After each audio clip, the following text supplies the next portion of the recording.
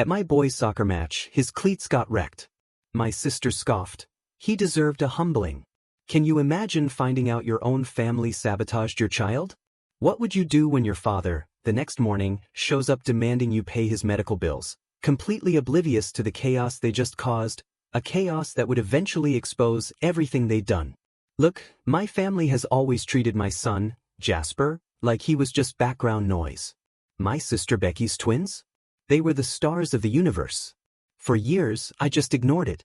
Kept my head down, raised my kid, built my own life. But apparently, they weren't done dragging us into their mess. Before I dive into the absolute nightmare they unleashed, let me tell you a bit about myself. I'm Nikolai, 35. I fix equipment for a warehouse, a steady, no-drama kind of job. My wife, Juliet, is my rock, and then there's Jasper, our 9-year-old. He's obsessed with soccer. The kind of kid who practices in the yard until the sun dips and the ball's just a shadow. That kid. My family always had a main character. And for most of my life, it wasn't me. Becky didn't just get attention, she got a spotlight. If she walked into a room, everything tilted towards her, like gravity itself shifted. If I brought home a good grade, it was a quiet nod. If Becky brought home anything, an award, a story, even a complaint, my parents, Albert and Catherine, reacted like the world had paused just to hear her. It wasn't always blatant favoritism. Sometimes it was subtle, like being left out of family photos because you were off to the side anyway. Sometimes it was money that somehow never covered my school trips, but always appeared for Becky's important opportunities. Sometimes it was just the way they spoke about her, like she was an investment they couldn't afford to lose. I learned early, the easiest way to survive was to expect nothing and ask for even less. Keep my head down. Build my own life. Don't beg for a seat at a table where they enjoyed not setting one for me. Then Becky had her twins, Evan and Leo, and the whole family found a new religion. Suddenly, it wasn't just Becky in the spotlight, it was Becky's boys. The family talked about them like they were born with trophies in their hands. Every holiday became their highlight reel. Every gathering turned into a pitch meeting about their potential. My parents acted like these twins weren't just grandkids, they were a legacy. Jasper became the extra kid in the background. Not because he was worse, or less lovable, or didn't work hard. He just wasn't theirs in the way the twins were. He was my kid. And in their minds, that meant he belonged in the second row, clapping politely for the stars of the universe. And the soccer fields? That's where this dynamic became a public spectacle. Every season, every tournament, every practice, same pattern. Becky arrived loud. Philip, her husband, filmed like he was documenting a historical event. My parents complained like the entire event was personally failing them. And Jasper? He could score, assist, defend his heart out. Albert and Catherine only lit up when one of the twins touched the ball. Becky coached from the sideline like she'd invented the sport. Philip narrated like every breath his sons took was elite athletic genius. Evan and Leo played like they expected applause just for showing up. Last season, Becky actually took Jasper's soccer ball out of his hands and tossed it into her trunk. Not because it was in the way, not because it was unsafe. He doesn't need a real one until he's better, she said, smiling. People laughed like it was a cute joke. I didn't laugh. When I confronted her, she acted like I was unstable for not finding it funny, like I was ruining the mood by caring about my own kid. And my parents, of course, sided with her. They always did. They always had. So I stopped. I stopped giving them emotional access. I stopped expecting fairness. I stopped hoping they'd suddenly wake up and realize Jasper was a child, not a prop in Becky's endless competition. Juliet and I built our own routine instead.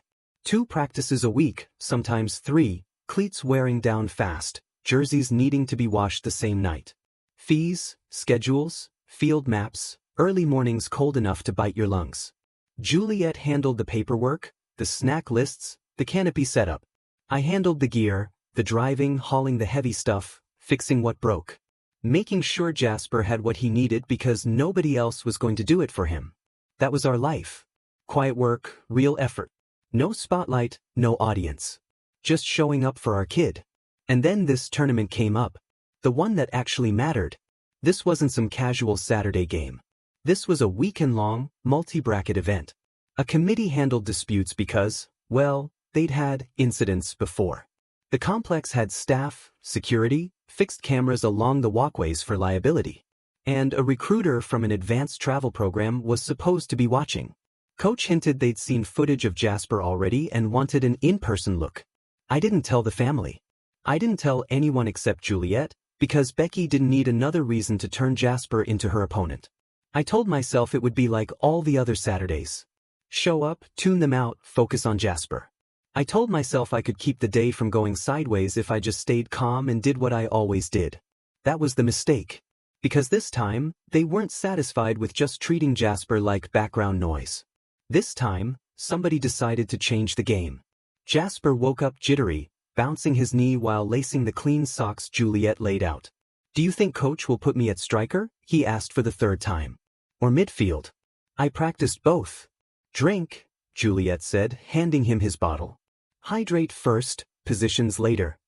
I double-checked the cooler, making sure the ice packs were cold, the fruit hadn't rolled under the milk. Jasper stuffed his hoodie into his bag, zipped it fast, and followed us out. The tournament lot was overloaded.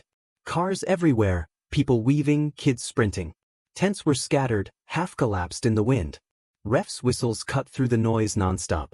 We barely stepped out of the car before Becky showed up, waving her arms like she owned the event. She wore team merch, but not Jasper's team. Something from a club 3 towns over. "Thought I'd support a real club today," she said, brushing past us. Philip, phone out, gave loud commentary on another team's warm-ups. Terrible form. No discipline. Our boys would eat them alive. Evan and Leo kicked a stray ball at a random tent, nearly tripping a toddler. They laughed. No apology. Becky clapped like someone had just scored a World Cup goal. Albert and Catherine got out of their SUV, complaining instantly. We hadn't even reached our team tent. As we walked, something felt off. I lifted Jasper's gear bag from the cart, and it felt lighter.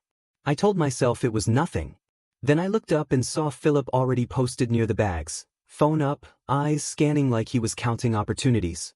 Juliet noticed the zipper slightly open. She reached over and closed it tight. "Thought you zipped it," she said quietly to Jasper. "I did," he answered. Philip didn't just drift past once.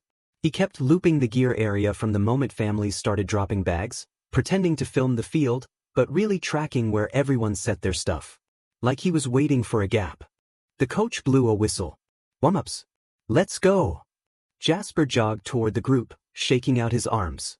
He always did that when he was nervous. Evan and Leo immediately shoved ahead of him for the front of the line. Leo bumped Jasper with his shoulder, pretending it was accidental. Jasper just stepped aside. "They should be the starting players today," Becky said loudly. "They've got the real talent." A couple of parents turned and stared at her. She smiled, soaking up the attention. The warm-up looked chaotic. Kids passing, ladder work, stretching. Evan kicked the ball too hard, nearly hitting another team's coach. Leo tried sliding into a cone drill like it was a match moment. Philip yelled assessments the whole time. "That foot placement is sloppy. Boys, show them how elite players move." Jasper warmed up in his trainers. He always saved his cleats for right before kickoff so he wouldn't chew them up on wet grass. Juliet kept an eye on him, making sure he stayed focused. He seemed fine, but I noticed him checking his bag spot once or twice, like he sensed something too. "Stay close," Juliet said to me quietly. "I don't like how they're hovering." I nodded, moving toward the gear area. Coach's whistle blasted again. "Line up. Bring it in." Parents shifted. Folding chairs squeaked. Players ran toward the sideline for final instructions. Jasper's cheeks were flushed, but he looked excited. Time for the lineup check. I reached down to grab Jasper's bag to move it closer to the bench. The zipper I'd watched Juliet pull shut earlier was open again. Something felt wrong. Instantly. I opened the flap. Then I froze. His cleats were sliced. Across the sole. A clean cut, almost halfway through. One lace was cut completely, hanging loose like it had been snipped. And his backup cleats? Not in the bag. At all. That's why it felt lighter earlier, like my hands had noticed what my brain hadn't caught yet. They were always there. Juliet made sure of it every single game. His shin guards were bent. One pushed inward, like someone had sat on it. Juliet saw my face. She stepped over fast. "What is it?" I tilted the bag so she could see.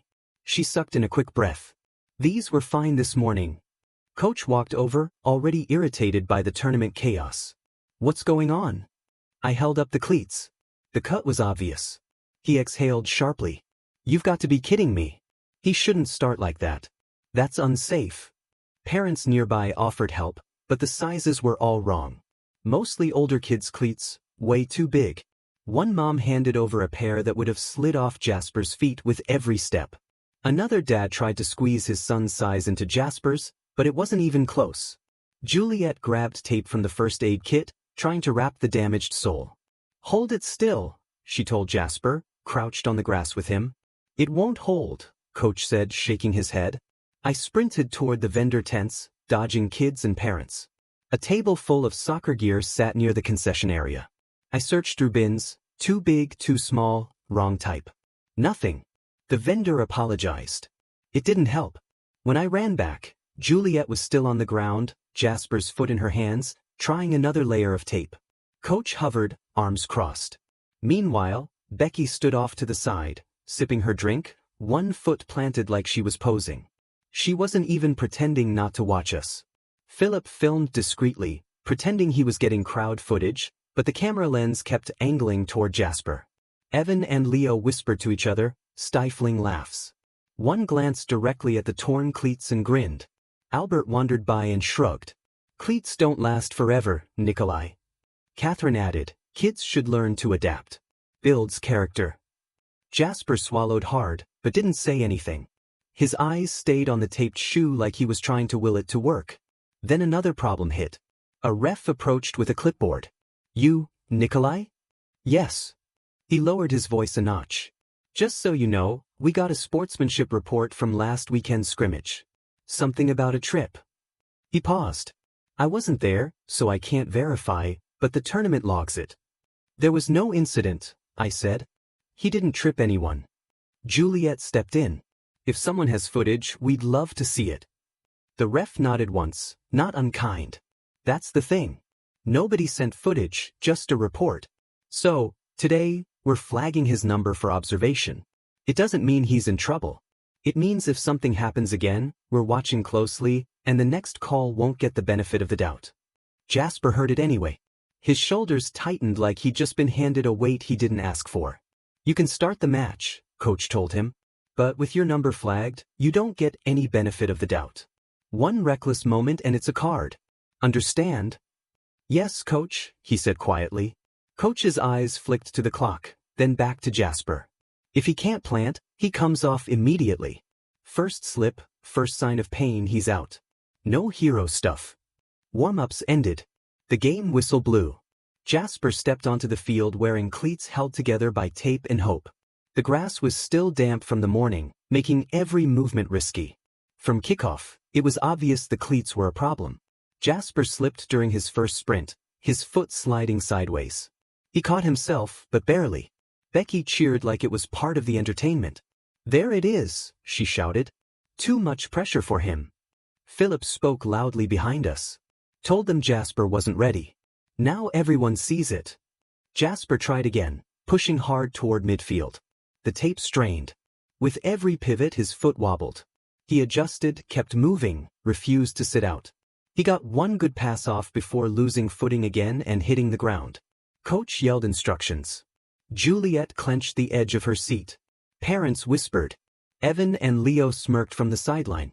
Jasper didn't give up. He kept trying, running slower, but staying focused. The field conditions didn't help. Players slid, bumped, scrambled for control. Jasper held his position as best he could. Then, minutes before halftime, he pushed for a defensive stop, planted his foot, and the taped cleat tore again. His ankle twisted. He stumbled forward, catching himself with his hands. He limped off the field, jaw tight, eyes shining but not crying. Coach guided him to the sideline. I rushed over. Juliet knelt beside him. It's okay, he said, breathing hard. I just slipped. But the game wasn't the problem anymore. I held the ruined cleats in my hand. Sliced. Cut. Destroyed. I finally accepted what this meant. Someone had done this on purpose. The game ended with Jasper sitting out the last few minutes, foot wrapped, taped cleats beside him. As soon as the final whistle blew, Coach walked straight over. What happened to his gear? He asked, eyeing the ripped sole and the bent shin guards. No idea, I said. It wasn't like this morning. Coach shook his head. That kind of damage doesn't happen from play. Somebody messed with it. A couple of nearby parents glanced over. One mom said, "That's awful. Who would do that?" Another father offered Jasper his kids' old cleats for next practice, trying to be helpful. People looked uneasy. The whole scene felt wrong. We packed up slowly. Juliet guided Jasper toward the parking lot, a hand on his shoulder. I grabbed the cooler and chairs, but my eyes kept drifting toward Becky's tent. I made it 10 steps before I turned and walked toward her. Becky saw me coming and immediately crossed her arms. What's your problem now? You know exactly what happened to Jasper's cleats, I said. Stop pretending. She scoffed. Don't start. Maybe teach him to take care of his things. Philip stood behind her, grinning like he was waiting for a show. He didn't say anything, just watched with that smug expression he always had when he thought he was winning. Albert stepped forward, shaking his head. Jasper probably sabotaged them himself. Kids do things for sympathy. Yeah, Catherine added. Players should be tougher. A ripped shoe shouldn't ruin a whole game. I stared at them. The shoe was sliced. That doesn't happen on accident. Evan walked up, bouncing a ball. He was bragging about scouts anyway. Leo chimed in.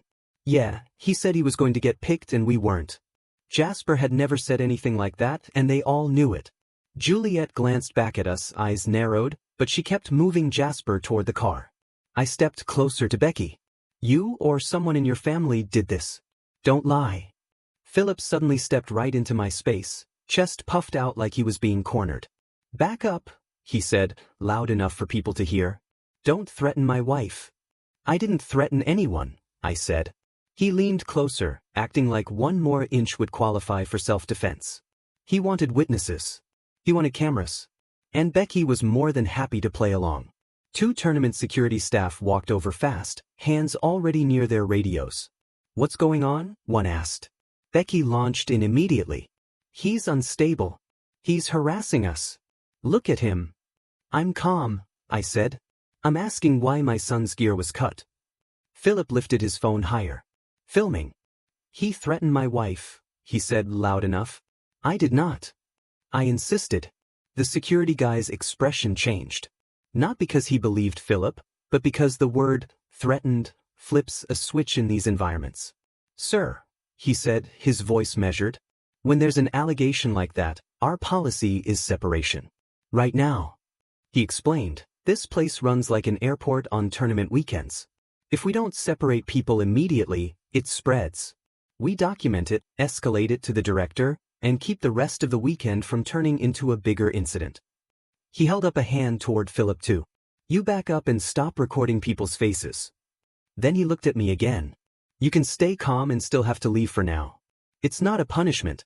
It's preventing this from escalating. I am calm, I said. Then step away from them, he replied. Behind me, Juliet was now pulling Jasper toward the car. Come on, she told him, voice steady. We're leaving. Becky wasn't done. She raised her voice again so everyone could hear. My twins lost their chance to be seen today because of your family's drama. Albert pointed a finger at me. You owe us an apology. Catherine called after Jasper. You embarrassed everyone today. Juliet's jaw tightened, but she didn't look back. I didn't move toward anyone, not even a step, but Philip kept acting like I was one breath from swinging.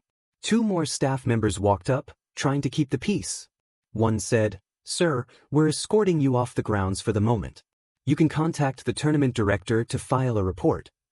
I exhaled through my nose. I walked toward the lot, one security worker beside me and another slightly behind, just in case Philip decided to add extra drama. Becky kept shouting across the parking lot about how unfair everything was. Albert ranted about gratitude. Catherine yelled advice Jasper didn't ask for. I didn't respond. None of it mattered anymore. Juliet already had Jasper in the back seat. She met my eyes through the window. Tight. Controlled. Done. I climbed in and shut the door. As we pulled away, Jasper sat silently, staring at the ruined cleats on his lap. The cut across the sole looked even worse in the sunlight. He didn't say a word the entire drive home. The morning after the tournament, the house felt heavier than usual. Nothing dramatic, just the weight of everything from the day before still hanging around. I drove Jasper to school, watching him limp slightly as he stepped out of the car. He carried the ruined cleats, too, like he couldn't let them out of his sight. He didn't talk much, just asked, "Pick me up early if my ankle gets weird." I told him I would. When I got home, Juliet was at the kitchen table, scrolling through her phone with a blank expression. She was going through our group chats. The big family ones with nonstop spam, the smaller ones about holidays, the cousins chat that Becky always flooded with photos of Evan and Leo. One by one, Juliet removed every single family member. No announcement. No explanation. Just a clean cut. "I'm not dealing with any of them today," she said, sliding her phone aside. She barely finished speaking before someone pounded on the door. 3 fast, impatient hits. I already knew the rhythm. I opened the door to Albert, standing there with his coat half-zipped and papers in his hand. He looked annoyed, not sick or upset, just inconvenienced. "We need to talk," he said, pushing past me into the entryway without waiting. Juliet leaned against the wall, arms crossed. Albert sighed loudly and clutched his chest in a dramatic gesture. "My heart isn't doing well. The doctors say I need more tests. I have bills. Expensive ones. And I need you to cover them." I blinked. "Why me?" "Becky can't help," he snapped. "She has the twins. Their training costs a fortune. And Philip is between jobs again. It falls on you." Juliet stepped forward. "You came here asking for money the morning after our son was sabotaged?" Albert waved a dismissive hand. "That wasn't sabotage. You're overreacting. Kids break things all the time." I held up one of the cleats. This was cut with something sharp. On purpose. "Then maybe Jasper shouldn't leave his things lying around," Albert said. "You have to teach kids responsibility. Let this be a lesson." I stared at him. A lesson? His gear was destroyed. Albert's temper snapped. "You owe this family. We put years into supporting the twins, guiding them, raising them to represent the family name. And what have you done? Thrown all that off balance by shoving Jasper into the spotlight." Juliet scoffed. "Are you listening to yourself?" Albert continued like he hadn't heard her. "We invested in the twins. Training camps, equipment, travel. You've benefited from that. Don't pretend you haven't." "How have we benefited?" I asked. "You've been writing the family name." Albert insisted. "People assume your boy is talented because he's related to the twins." Juliet almost laughed. "You mean the same twins who shoved ahead of Jasper, bragged all morning, and stood there laughing when his cleats were sliced?" Albert ignored her. "And those cleats were old anyway. You should be grateful they helped teach Jasper some humility. Competition builds character." "You're insane," Juliet said, stepping closer. Before I could add anything else, my phone started buzzing. Multiple times. Over and over. I checked it. Catherine calling, her contact photo shaking with each vibration. A new voice note from Becky, the preview already showing several seconds of yelling. Philip texting threats, claiming they were considering legal action for defamation because I kept accusing their kids. Juliet took one look at my screen and shook her head. "They're getting worse." Albert jabbed a finger toward me. "This is happening because you refuse to support the family. If you don't step up, everything falls apart." "I'm not paying your medical bills," I repeated. Albert's face twisted. "Then everything we've built goes to the twins. They need support right now. They have more potential than Jasper ever will." Juliet's posture changed instantly. "Say that again." Albert didn't even hesitate. "The twins need the funds. Jasper doesn't need sports. It's a waste of time for him. So, if you won't help me, I'll pull money from the family account, the one we set aside years ago." I didn't move at first. I needed to process what I just heard. "What family account?" Albert shrugged like it was obvious. "The grandkids savings account," he said. "The one your mother and I opened years ago. It's in my name. I manage it, but it was supposed to be for all the grandkids." He looked at me like I was slow. "Becky needs it more than you do." "You don't get to decide that," I said. "It was always meant for the twins," he argued. "You know that." Juliet stepped in front of him. "We never agreed to that. If any money was set aside, It was for all grandkids, including Jasper. Albert shook his head. No, he doesn't need it. He absolutely does. Juliet said, voice sharp. And you're not touching it. Albert raised his voice. Watch me. I took a step closer. If you take a cent from that account without our permission, I'll handle it legally. Albert laughed under his breath, like the idea amused him. You think you can threaten me? Juliet pointed toward the door. Leave. Now.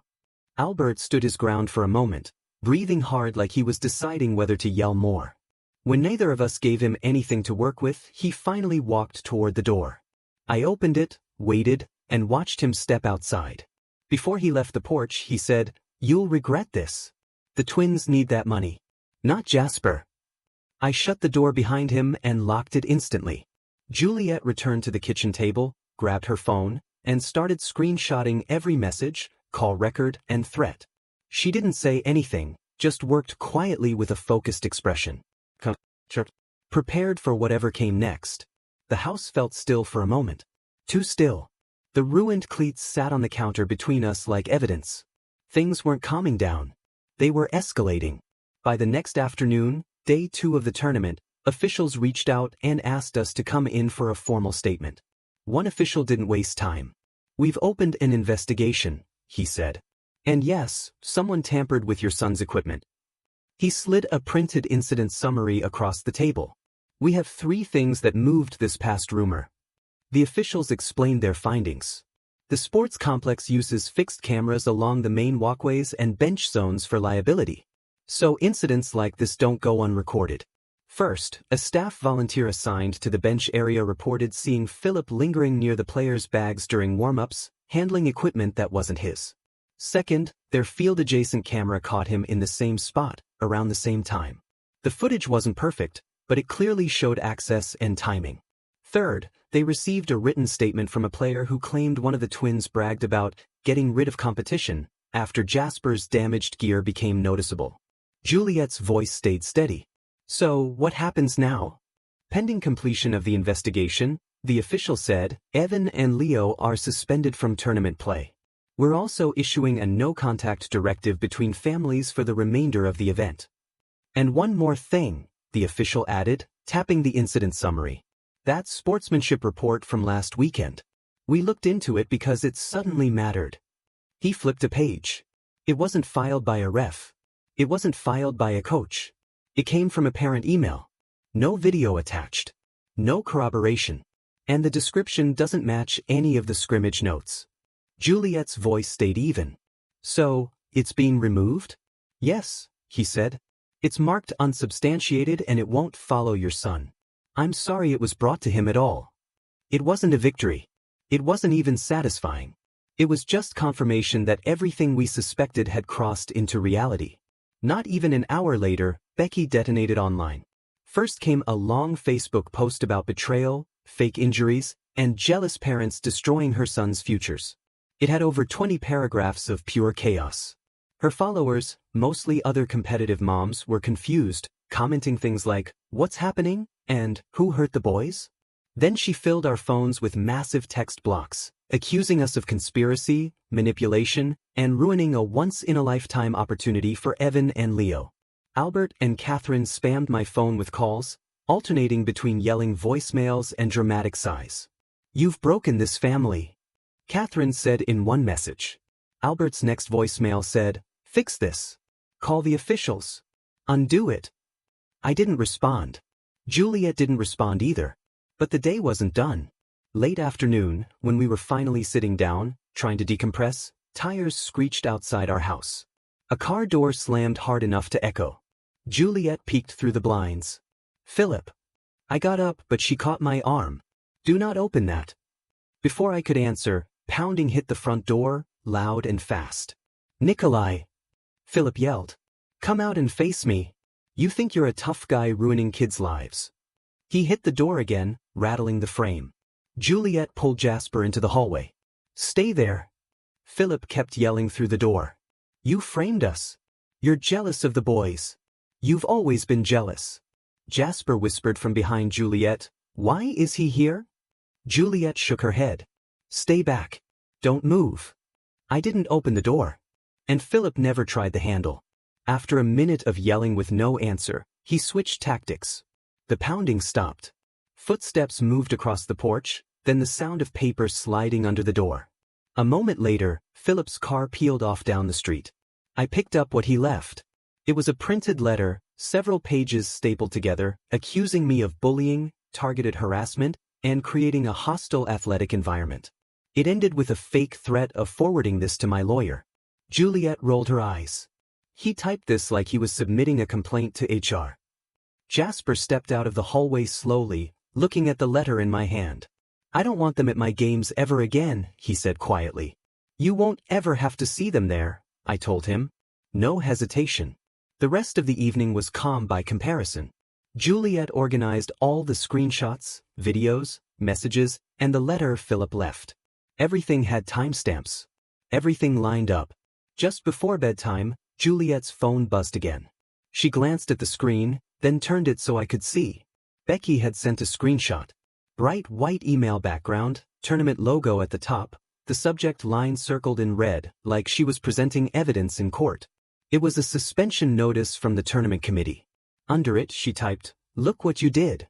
She wasn't forwarding it to inform us. She was forwarding it to blame us. The notice stated, Evan and Leo are suspended pending completion of the investigation into misconduct and equipment tampering. Not even 10 seconds later, Becky sent a massive meltdown message. You did this. You destroyed my boy's future. You're sick. Stay away from us. This is war. Juliet set her phone down calmly. She's spiraling. And she was.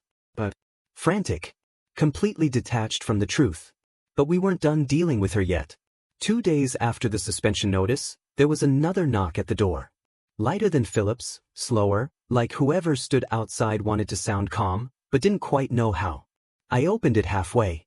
Albert stood there with a folded paper in one hand and a forced, polite expression that didn't match anything he'd shown in weeks. I'm here to negotiate, he said, like this was some business meeting. Juliet stayed in the background, but within earshot. Albert didn't wait to be invited in. He stepped forward just enough to make his point. We can work this out. I'll drop the medical bill issue. He nodded once, proud of himself. All of it gone. And what do you want? I asked. He cleared his throat. You need to get the twins reinstated. Call the officials. Tell them you made assumptions. Fix the damage you caused. I stared at him. I didn't cause anything. He continued like he hadn't heard me. Also, Jasper should apologize to Evan and Leo. It would show goodwill. He shrugged. He stirred things up with that whole scout nonsense. Juliet stepped closer. Jasper never said a word about scouts. And your grandsons bragged about getting rid of competition. Albert clucked his tongue. Kids say things. They don't mean anything by it. I didn't raise my voice. I didn't move closer. I just said, no. I'm not getting the twins reinstated. And Jasper won't apologize for something he didn't do. Albert blinked like he couldn't believe it. Nikolai, this is your chance to fix everything. Everything is fixed, I said. We're done. Albert exhaled sharply, shaking his head. You're throwing away your family. You threw it away, Juliet said from behind me. Albert's face twitched, jaw tightening, but he didn't fire back. Instead, he muttered, You'll regret this. Then he turned and walked away, shoulders tense, like he'd lost a negotiation he thought he should have won easily. That was the last time he came to the house. At Jasper's next practice, Juliet and I set up our chairs like always. The weather was mild, the field calm, and for the first time in a while, there was no tension in the air. Until a familiar car slowed near the fence. It was Becky. She didn't get out, didn't even roll the window down. She just drove slowly past the field like she wanted everyone to know she was watching. On the passenger side, Philip held his phone up, recording from inside the car. His face was expressionless, but the camera pointed straight at us. Coach noticed and gave a short nod to me, more acknowledgement than concern. They didn't stop, didn't shout. They just drove by once, circled the lot, then rolled out as quietly as they came. Jasper didn't notice. He was too busy practicing with his new cleats.